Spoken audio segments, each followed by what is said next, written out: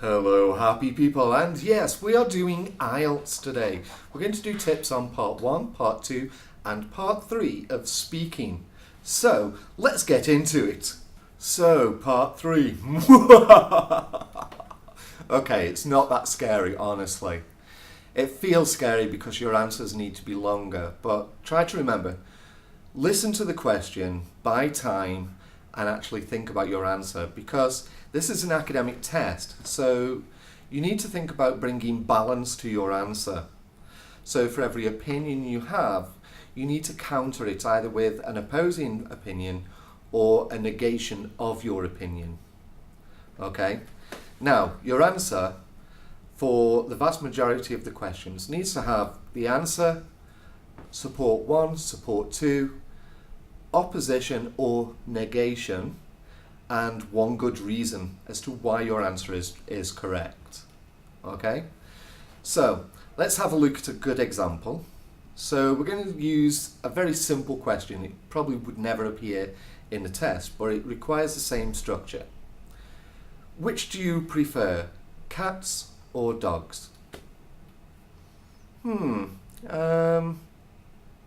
question. I prefer dogs. Now, I think dogs are more loyal than cats, because dogs actually choose one person to actually follow most of the time. Even though they may love everybody in the family, they are usually tied to one particular person, and they are loyal to a fault to that person. I also think they're friendlier. When you have a dog, the dog becomes part of the family. People don't think of a dog as being a pet or an animal or something like that. They think of it as being like a child in the family, because the dog kind of behaves that way.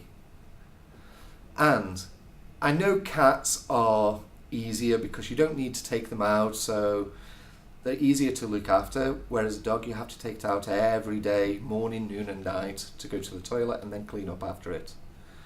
But if you have a dog, then your house is a lot safer, because you won't get intruders and you won't get people wanting to come into your house to take your stuff.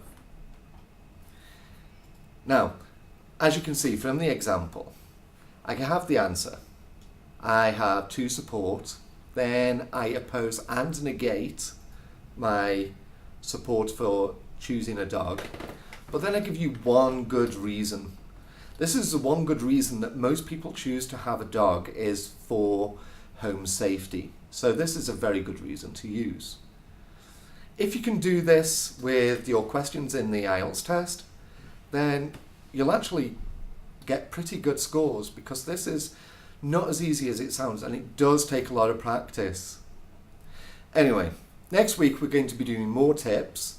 So if there's something you would like to see tips about, or any aspect of IELTS or applications or writing that you want me to talk about, either leave a message in the comments below or send me a message through WeChat. Until next week, bye.